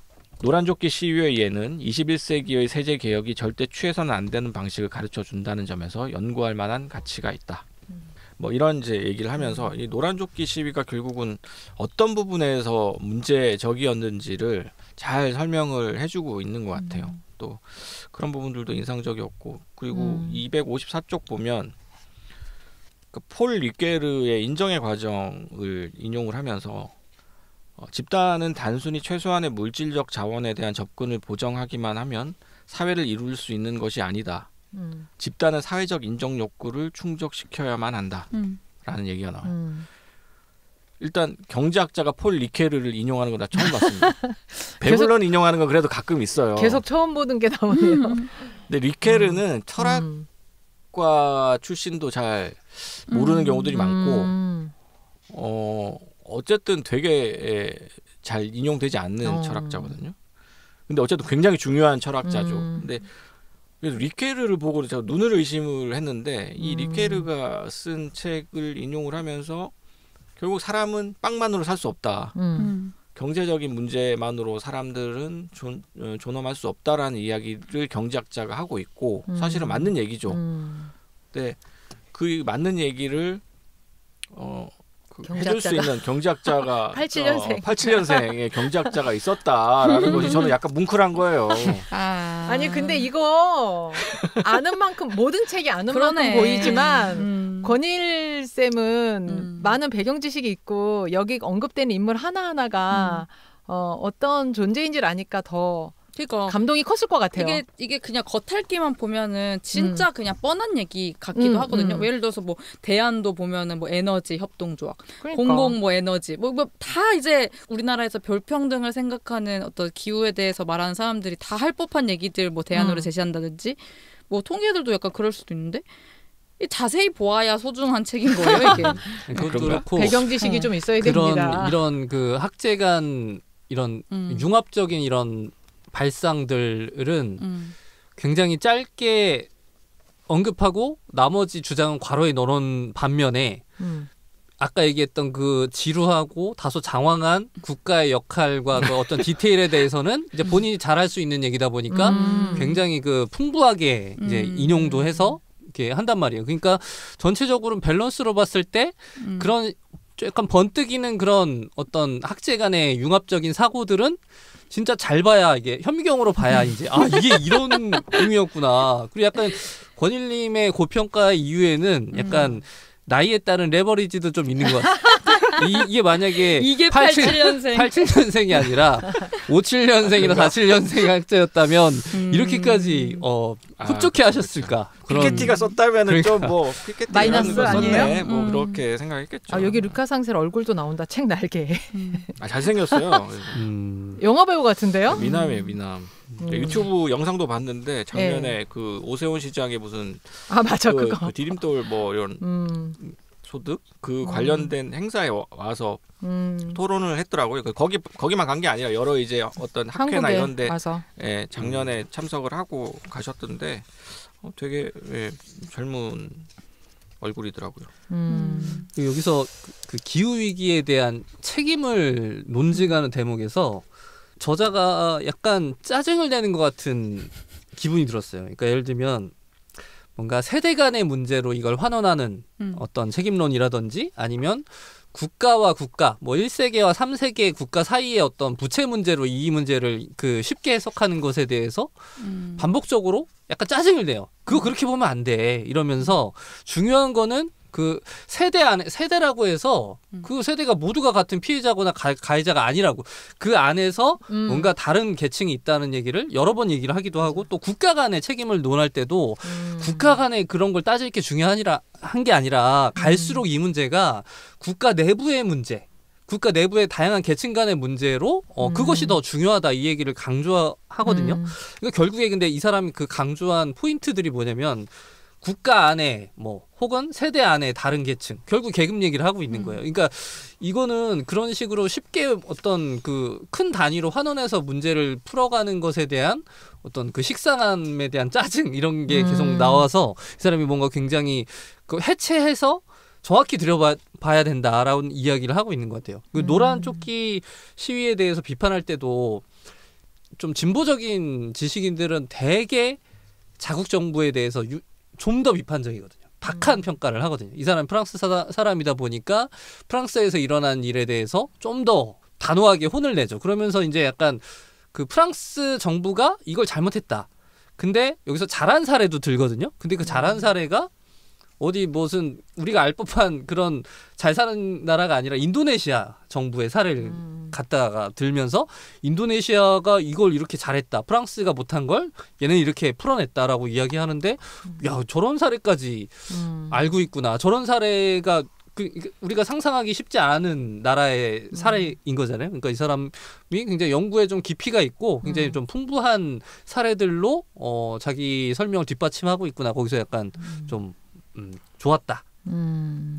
피케티가 쓴 이제 21세기 자본도 그렇고 그 후속작이 이제 자본과 이데올로기라는 책인데 그걸 보면서 내가 놀랐던 게 이 피케티 사단이라고 할 수 있는 샹셀까지 포함되는 이 연구소죠. 세계 불평등 연구소. 여기서 그 세계 불평등 데이터베이스를 어마어마하게 공개를 하고 있어요. 무료로. 그러니까 그냥 볼 수 있게끔 공개를 하는데 그 데이터베이스가 대단한 게 뭐냐면 발자크 소설에 나오는 그 고리오 영감이나 이런데 발자크 시대에 살았던 사람들의 그런 뭐라고 해야 될까요? 무슨 소장 이런 것까지 다 조사를 해가지고 그때 당시에 소득 수준과 불평등 수준을 다 환산을 시켜서 데이터베이스를 해놔서 그걸 가지고 이제 그 자본과 이데올로기 썼거든요. 피케티가. 그게 제가 아까 말했던 이건 거 맞죠? WID 월드. 네네네. 그러니까 그런 그 엄청난 작업을 그 해오면서 그런 감각이 생긴 거죠. 역사적인 감각. 그러니까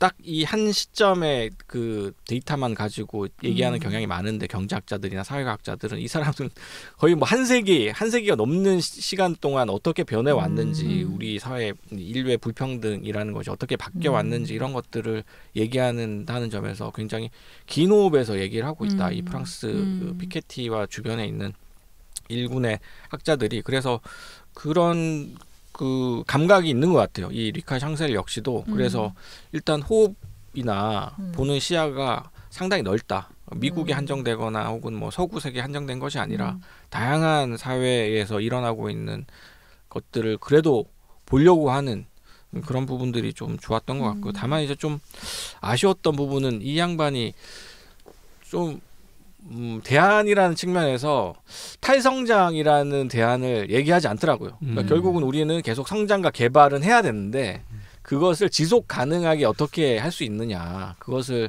국가 간에 잘 합의를 하고 아니면은 개인의 입장에서는 협동조합 이런 거 열심히 하고 하는 일종의 약간 미봉책 같은 것들을 마지막에 주장을 하거든요. 그냥 그런 부분들은 사실은 이걸로 될까?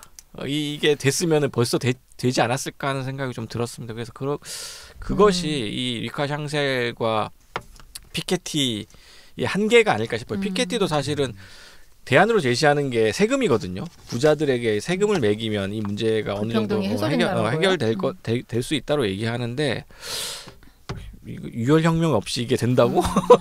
그런 생각이 좀 들어요. 사실은. 정치적 조정을 하라 계속 그 얘기를 하는 이게 조정으로 가능한 그러니까 저는 뭘 어떻게 아닌 것 같은데. 이 뒤에 맺은 말에도 불평등의 심화는 어쩔 수 없는 숙명이 아니다. 막 이러면서 그러니까, 하는데 그런 선언은 계속 있는데 뭘 어떻게 하라는 거야. 그러니까 이 사람이 말하는 그 사회 정의를 구현하는 그 정부가 어떻게 만들어지는지에 대한 그 부분이 괄호 안에 있는 거예요. 있고 사회국가는 이걸 할 수 있어. 그러니까요. 우리가 나아가야 돼. 근데 그럼 어떻게? 그러니까요. 아니 그게 윤석열이 대통령 되고 트럼프가 대통령 되는 시대에 사회국가를 어떻게 만드냐고. 그동안은 왜 못했는지에 대한 그 분석이랄까? 그러니까 그 사회국가를 어떻게 만들어야 되느냐. 그러니까. 그 만들려면 뭐가 변해야 되는 그 얘기를 하고 싶은데 안 한 건지 그건 좀 궁금해. 하고 싶은데 여기까진 내가 아닌가? 내가 아무리 다른 학계 들이대도 여기까지는 못하겠다 막 이런 건가? 근데 그러기엔 또 달고 보면 하고 싶은 얘기 또 되게 많은 것 같아. 그렇죠. 근데 이제 아까 제가 서두에 언급했던 지속 불가능 자본주의를 쓴 사이토 고에이 이 막스주의 경제학자 같은 경우에는 만약에 이 지속 불가능한 불평등의 서평을 이분이 썼다면 좀 비판했을 것 같아요. 너는 결국 성장 계속 하자는 거 아니냐. 이 사이토 고에이 같은 경우에는 지속 불가능한 자본주의 이 책에서 주로 하는 얘기가 탈성장이거든요. 탈성장 코뮤니즘, 그러니까 공산주의적인 대안이 아니고서는 우리의 이 기후 위기를 돌파할 수 없다라는 이야기들을 하고 있고, 그래서 굉장히 레디컬한 이제 이야기를 하는 거죠. 그게 좀 더 나한테 맞을 것 같아. 은유 쌤한테는 이 책이 맞습니다. 맞아요. 표지부터 색깔도 빨개. 이 빨간 너무 내 타입이야. 네. 네. 근데 저는 이 책도 되게 재밌게 읽었거든요. 이 책도 네. 저는 추천하는 책인데 이 책도 읽고 나면 약간 허탈한 게 그래요. 아니 지금 이 트럼프 등장도 못 막았는데 공산주의를 어떻게 하는 거야. 이행 전략이 없어요. 이행 전략이. 그러니까 이행 전략이 뭐 말하기가 쉽지 않을 것 같아요. 리카 샹셀이 얘기하는 이 어떤 사회국가를 만들기 위한 합의 자체도 힘든데 그쵸. 이런 걸 하려면 유혈혁명이 있어야 되거든요. 근데 유혈혁명 얘기는 하지 않아요. 사이토 고에이는. 어쩌면 그런 면에서 소위 그런 식의 좀 윤리적인 규탄이라고 할까요? 이런 부분이 좀 자제되어 있는 게, 그러니까 규탄을 심하게 하고 나서 세게 한 다음에 그래서 하면은 사실은 그 규탄 한 사람의 책임이 되잖아요. 그러니까 이 사람은 거기에 대한 답이 없어. 그래서 규탄을 그냥 안 하는 거야. 그러니까 이 책의 장점은 그걸 드러내는 거죠. 문제를 문제로 볼 수 있게 얽힌 실타래를 청사진처럼 딱 보여주는 거. 그렇죠. 그게 그러니까, 이제 이 책의 역할인 것 같아요. 맞아요. 그러니까 이게 다 얽혀 있다. 우리 그러니까 모든 분야가. 이 사람한테 모든 걸 다 말하라고 요구할 수는 없는 거니까. 요구할 수는 없죠. 네가 잘하는 걸 말해. 그러면 된 거죠. 그러니까 윤리적 규탄을 넘어서서 아마도 그 프랑스 사회에는 그런 불평등 자체에 대한 어떤 윤리적 문제의식은 한국 사회보다 훨씬 높을 거라고 생각하고, 이미 그런 것들은 다 전제한 상태에서 야 그래 그거 빼고 일단 현실적인 얘기만 한번 해보자. 약간 이런 식으로 들이댄 책이 아닐까라고 한번 생각을 해봤어요. 근데 사이토 고헤이가 공산주의로 가자 이런 말을 하진 않지 않아요? 아니요 그런 말 하고 있어요. 뭔가 좀 이제 공동으로 뭘 어떻게 하자 뭐 이런 얘기를 하는데 뭐 그렇죠. 이제 사이토 고헤이도 뭐 혁명을 하자 이런 게 아니라 커먼즈하고 협동조합 얘기를 해요. 협동조합 얘기한다는 점에서 똑같아요. 이 리카 샹셀이랑 협동조합 이런 쪽으로 가야 된다. 결국은 근데 지역 정당으로 가야 되고 뭐 이런 얘기를 하죠. 근데 리카 샹셀은 협동조합 얘기를 되게 모범적인 모델로 얘기를 하면서 그걸 만드는 데 있어서 시민사회 역량을 강조하는 게 아니고 정부의 역할, 이거는 시민사회, 지역사회가 할 수 없는 일이다 이렇게 얘기를 해버려요. 그리고 이거는 국가밖에 할 수 없는 일인데 자꾸 지역사회에서 국가의 역할을 배제하려고 하는 오히려 그게 역으로 불만인 거야 이 사람은. 그러면서 여기 또 사이토 고헤이가 286쪽 책에 보면 토마 피케티가 사회주의로 전향했다 이렇게 쓰고 있어요. 피케티가 원래는 리버럴이었는데 21세기 잡았을 때만 해도 그 아까 말씀드렸던 자본과 이데올로기 쓰면서 과격해지면서 사회주의자가 됐다. 그래서 이 피케티가 정신 차렸다. 뭐 이런 식의 글을 쓰고 있어요. 그러니까 뭐 리카 샹셀도 사실 피케티랑 비슷한 입장이니까 리카 샹셀에게 적용을 해보면 되겠죠 이 얘기가. 그러니까 사이토 고헤이가 보기에는 리카 샹셀이나 피케티 이런 사람들의 이제 입장은 굉장히 좀 미진한 입장이었는데 이 사람들조차도 이제는 점점 과격한 대안으로 나아가고 있고 자기는 이미 그런 대안을 이제 얘기를 했기 때문에 내가 옳다 뭐 이런 얘기를 하고 있는 거죠. 근데 정작 어떻게 그런 커먼즈나 커뮤니즘의 그 탈성장의 사회로 갈 것인지 그런 정치적 결국 정치잖아요. 네. 그 정치를 어떻게 만들 것인지에 대해서는 그러니까, 그게 너무 답답해요. 아무 얘기도 하지 않아요, 사실은. 네. 다양한 사례를 들고 있어요. 사이토 고헤이도 많은 사례들을 얘기하고 있고 다 뭐 의미가 있지만 결국은 우리가 연대해야 되고 지역에서 뭔가 같이 해야 되고 그런 얘기를 할 뿐이지 트럼프 어떻게 막냐고 윤석열 어떻게 막냐고 그런 얘기를 아무도 하지 않아요. 그런 부분들이 사실은 이런 책을 읽고 나서 좀 답답한 부분인 것 같습니다. 그거를 좀 써줄 만한 저자들이 나와야 되지 않을까 그런 생각이 듭니다. 저는 여기서 좀 낭독하고 싶었던 부분에 뭘 다 이렇게 병렬식으로 돼 있으니까 아니, 사회과학 서적도 낭독하고 싶은 부분이 있는 거예요? 낭독 되게 좋아하시죠? 아니, 그러니까 낭독 어떤 부분을 좀 공유를 하고 읽을까 근데 고를 수가 없는 거예요. 너무 이렇게 뭔가 이슈가 많다 그래야 되나? 쟁점이 굉장히 여러 가지라서 저는 이 책에서 제일 확 집중이 됐던 대목이 아까 은유쌤이 처음에 인용하셨던 그 보상 호르몬 얘기 있잖아요. 네. 나의 사회적 지위를 고지한 상태에서 어떤 문제 해결 능력이 떨어졌다. 게 너무 뭐 그럴 거라고 짐작은 할 수 있는 얘기였는데 이 연구 사례로 딱 두 가지를 제시해 버리니까 거기서 뭔가 이렇게 탁 한 대 맞는 것 같은 느낌이 들었어요. 이 고정관념 위협이라는 걸로 정의한 지위 불안에서 비롯되는 스트레스. 그래서 자기의 가치를 알아주고 안심할 수 있는 환경에서는 자신감이 더 올라간다. 생기게 마련이다. 보상 호르몬 이야기 이렇게 나오면서 이제 불평등이 어떻게 학업 불안으로 이어지고 또 이 불평등 구조를 더 고정하는지 그런 부분 나오고 또 관심 있었던 거는 만성 질환에 관한 거니까 사회 환경적 건강 불평등을 언급하는 대목에서 그러니까 심혈관계 질환 당뇨, 암, 이걸 앓을 위험의 증가는 이제 환경과 생활 조건의 변화에서 비롯된다. 그래서 질병을 일으킬 수 있는 비유전적인 위험 요인을 통칭 노출 환경 인자, 즉 엑스포솜이라고 한다. 화학적, 물리적, 생물적 공해라든지 사회 심리적 맥락이 다 엑스포솜에 해당한다. 그래서 이 사이언스에 기고한 논문 얘기를 하면서 만성 질환에 걸릴 위협의 70에서 90%가 이 환경적 요인이라는 거예요. 그걸 주장했다 하면서 152쪽에 이 언급이 나오는데 70에서 90%나 된다고? 저 이거 굉장히 놀랐거든요. 이 통계. 그러니까 우리가 뭐 암에 걸리지 않기 위해서 뭐 운동해야 되고 뭐 술, 담배 하지 말아야 되고 당뇨도 그렇고 개인의 관리를 잘하면 마치 이런 병으로부터 이제 멀어질 수 있을 것처럼 많이 이야기하잖아요. 사회 환경적인 얘기를 안 하고 의학계에서나 미디어에서 그래서 저는 사회 환경적 요인도 굉장히 큰데 마치 개인이 관리를 잘하면 이런 병을 막을 수 있을 것처럼 얘기하는 게 너무 기만적이다 생각을 했었는데 이 엑스포솜이 70에서 90%라는 게 너무 비율이 커서 지금 충격이었어요.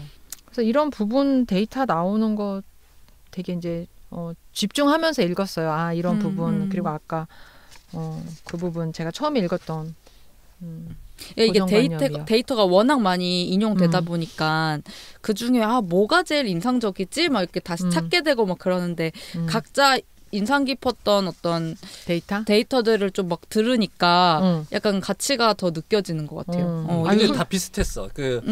이렇게 인용하신 뭐 노란 조끼 시위에 대한 진단이나 그 보상 호르몬 얘기나 내가 딱 그 되게 집중해서 읽었던 부분을 다른 사람들도 거기서 멈췄구나. 그걸 내 알게 것도 됐어. 그랬어? 선생님 무슨 얘기 하셨나요? 박용진. 박용진 나도 한국 사람이네. 그러니까 이게 뒤에 한국 그 김병건 선생님인가 이름이 뭐죠? 네, 김병건 네. 기후 그래 김병건 정책 연구자. 예, 김병건 쌤이 쓴 해제 보니까 여기에 이제 한국 사례 나온 거 인용하는 놓으셨잖아요. 몇 페이지냐? 282쪽. 김병건 선생님이 해제 쓴 거 까먹고 있었는데 저는 그나마 차점에 김병건 선생님이 리커 상셀이랑 제일 비슷한 학자라고 생각해요. 그렇구나.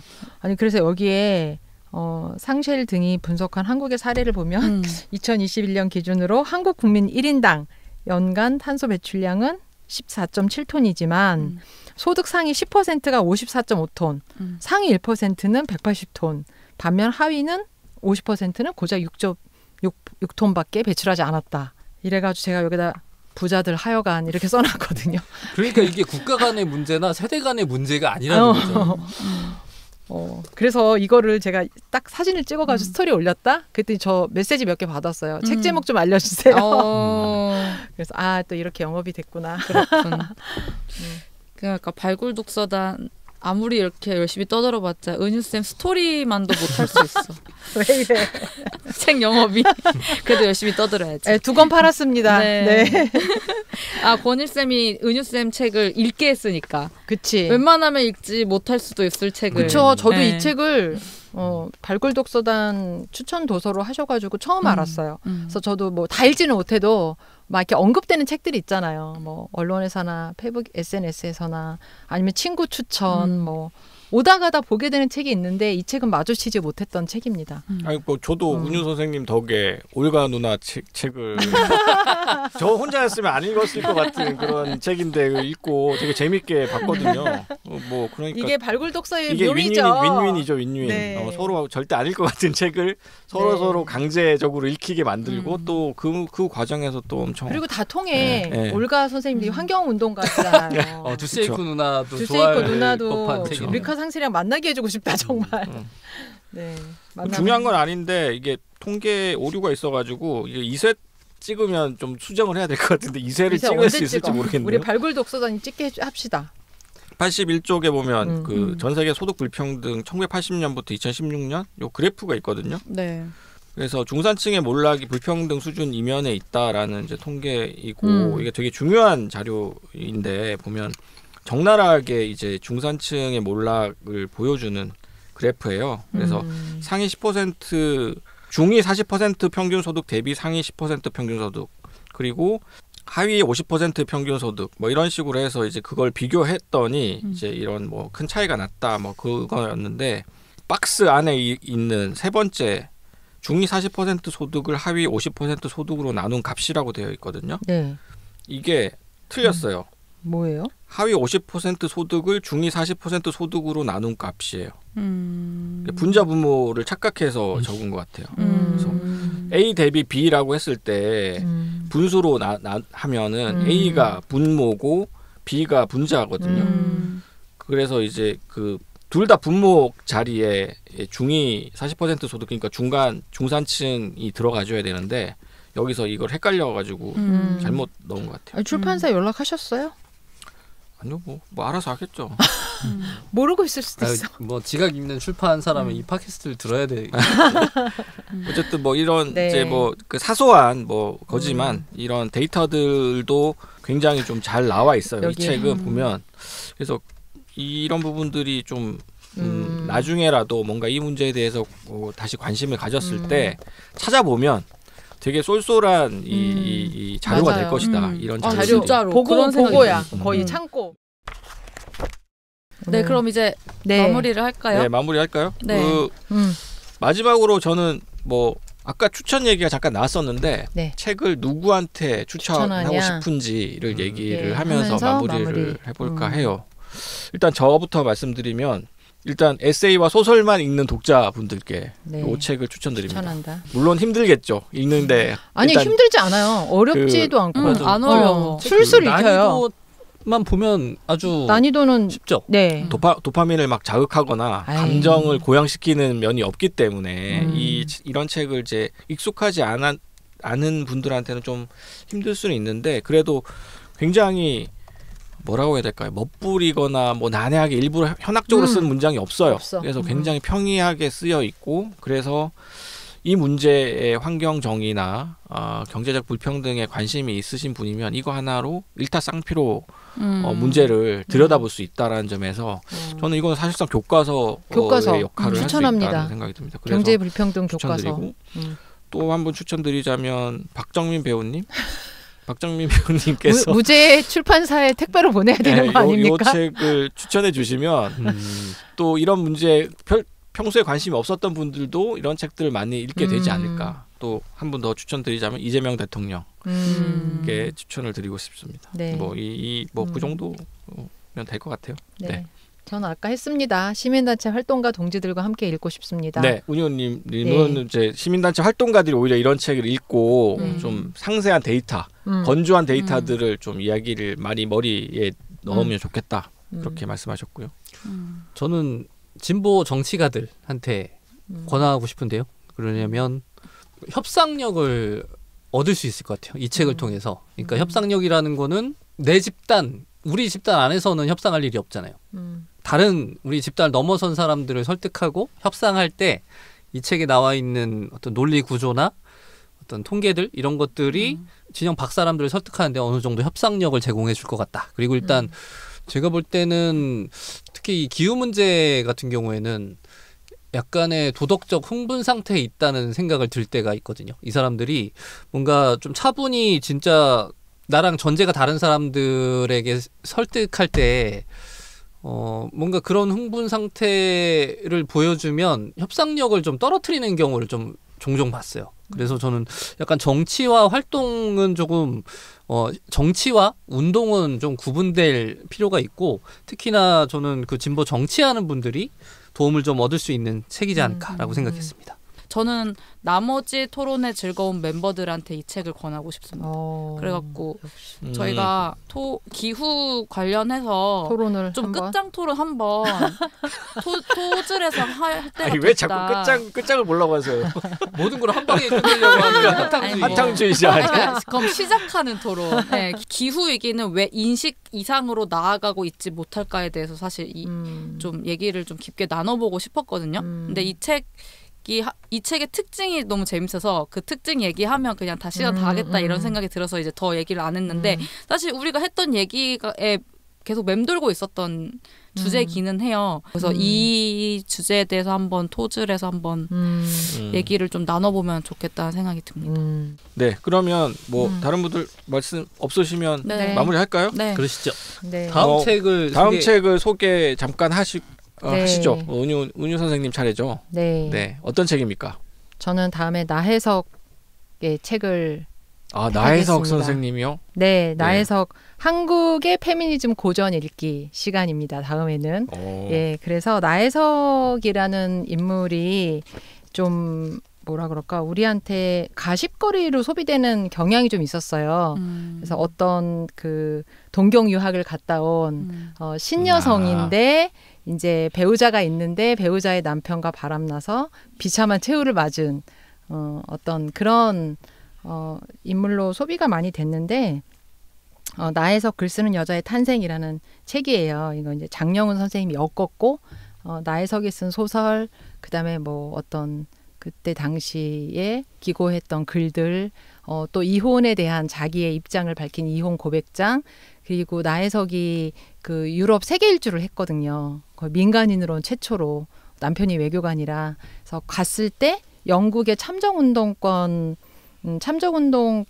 앞장섰던 그 펜크허스트와 같은 집단에 있는 그 분이 나에석의 영어 선생님이었던 거예요. 그래서 그분을 뭐 인터뷰한 짧은 글도 있고 그런 나에석의 글 모음집인데 이 책을 좀 같이 읽어보고 싶습니다. 그래서 나에석이 이제 3.1운동 시위 관련자로 5개월간 수감된 적도 있고 또 여자 야학을 설립해서 운영도 했었어요.